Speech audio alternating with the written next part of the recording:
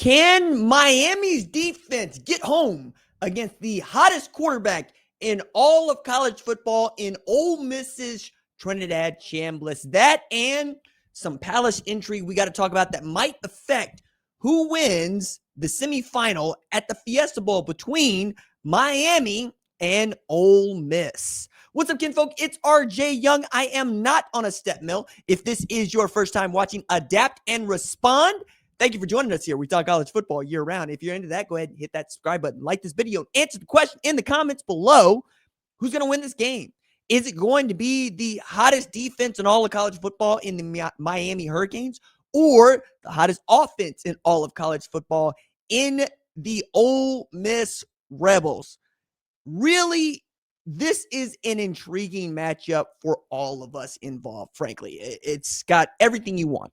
It's got an outstanding quarterback who's got a rags to riches story that everybody loves in Trinidad Chambliss, the former Division II quarterback at Ferris State, who didn't even start until the 2024 season there, has come out of seemingly nowhere with some Homerian heroics to topple the college football cyclops that is the Georgia Bulldogs in a rematch in a game that he started, man.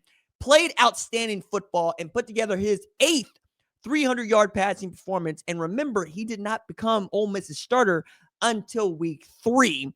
And that is because he Wally pipped Austin Simmons, who's an incredibly talented quarterback, but Chambliss was just too good not to leave on the field. Even Lane Kiffin could not deny that.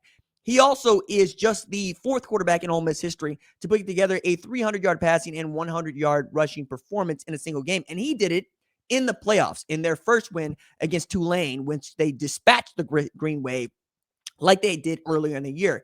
But this game against the Bulldogs in the Sugar Bowl, that was the one for which we get to find out whether or not Ole Miss has got what it takes to win the national championship. And they showed that they did offensively and defensively. I think with Chambliss, you have a quarterback that can make you right even when you're wrong. What's inspiring about him is his ability to extend plays and then find someone open down the field. He did this in 3 plays on a game-winning drive, what turned out to be a game-winning drive for Ole Miss as they're down, takes them all the way down the field. He avoids 3 near-death experiences that all should have been sacks at the hands of one of the most capable defenses in all of college football, and they go score. Now, did it end up having to be on the kicker's leg to win it? Yeah, it did. And then Georgia let Ole Miss pad the stats by forcing a mistake, right? They're trying to do the old throwback kick return for touchdown. It didn't work, and it ended in a safety, right? The Music City miracle was not going to happen for them. But that is an afterthought. What Chambliss did against Kirby Smart and Glenn Schumann's defense is ridiculous. Like, you don't see a quarterback do that to his defense often enough. It's so much so that we're already looking at not being able to see Trinidad Chambliss play another year of college football because the NCAA is screwing up his medical red shirt, which is ridiculous and stupid, and I hate that. Now, Austin Simmons is already in the portal, but it doesn't look like he's going to LSU. It looks like he might end up at Missouri as Brendan Sorsby is taking a visit to LSU and feels like the leader in the clubhouse to end up there, if not Texas Tech. DJ Lagway, a couple of other folks are also interested in what Lane Kiffin has going on over there. But I think the most important and not talked about enough factor for Ole Miss and its ability to win the national championship has nothing to do with Chambliss and everything to do with Pete Golding.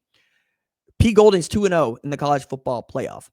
But against this Miami team, I wonder if he's going to be a bit over his head, and he's got a lot to deal with.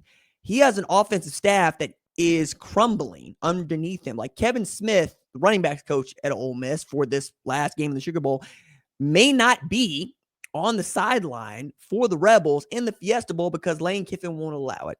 Now, LSU is paying the salary of Kevin Smith and them going forward. Pete Golden went out and said, I'm not paying any of the offensive staff. They're here because they want to be and they want to help this team win the national championship. Charlie Weis has been the loudest of these.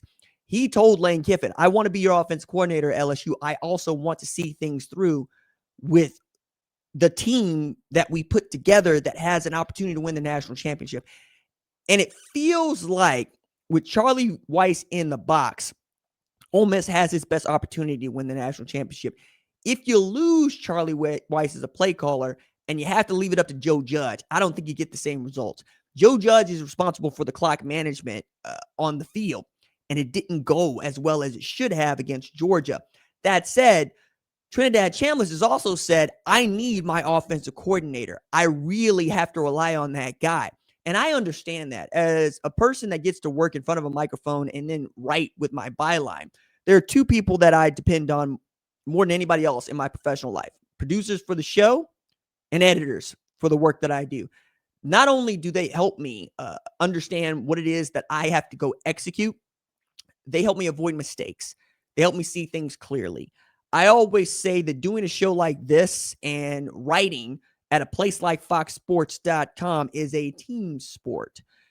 I can't do it without them. They can't do it without me. I have the privilege of being the quarterback. That means, yeah, I get to go make plays, but I'm also going to run the offense, right? If you see something from the sideline or from the booth and you don't relay it to me, then we're doing everybody a disservice there. Also, you give me the ability to say, hey, look, if you see something out there and it's wrong from the play call, make me right. And when you have that sort of relationship with your editor, producer, offensive coordinator, you get to go make plays. You get to go do dynamic and exciting things like what Trinidad Chambliss was able to do against Georgia. I would hate to see that partnership broken up because Lane Kiffin decides to be petty with the college football playoff semifinal when it's very clear that Ole Miss has a great opportunity, its best opportunity ever, to win a national championship for the first time in 64 years. On the other side, you got Miami. And that defense is not a defense anybody in the country wants to face right now. With Rumi Bain on one side and Akeem Messidor on the other, there's just not a better defensive line in all of college football. And they've got to show that when they got after Ohio State. Now, Ohio State's offensive line is not great, but they were able to do to Ohio State what only Indiana has been able to do. Get home, put Julian Sand on the ground. Yeah, Jeremiah Smith got his touches and got his yards, but they weren't able to run the football at all. And the secondary that was supposed to be the soft spot of Corey Heatherman's defense wasn't soft at all. They played outstanding football. Linebackers played outstanding football. And Corey Heatherman has said, look, we want to make it very clear to the defense what they got to go do. I want to make this defense as simple as I can. So all they got to do is react. Read, react, be proactive, go make plays, go do what your abilities allow you to do.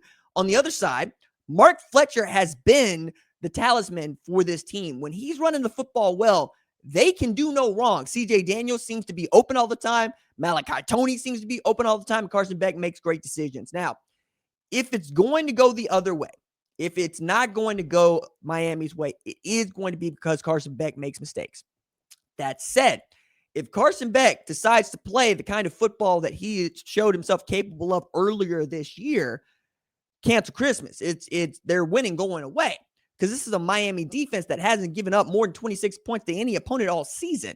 Yeah, Ole Miss put up 40 a game, but I'm willing to tell you, defense travels. Offense, not so much, right? And Carson Beck has been suspect at times throughout this season. He was suspect against A&M. He wasn't great against Ohio State. I think if you got to put it on Mark Fletcher, you'll live with that because Miami's offensive line has been really great the last two games. But you would love to see Carson Beck find the form that he had earlier in the year. You would love to see Carson Beck be a 300-yard passer in the way that Trinidad Chambliss can be. But knowing that it usually comes down to the quarterback making a play or not making a play, all things being equal, I got to pick Miami to win this game. They feel like they're the team that nobody expected to be here, that barely got in a verbal fist fight with Notre Dame and BYU, and all they have done is dispatch A&M and Ohio State back-to-back weeks. That's real tough, man. I would not be shocked to see, Miami in the national championship game with an opportunity to bring home their first national championship in 25 years. Outstanding stuff for the Hurricanes. Outstanding stuff for Mario Cristobal.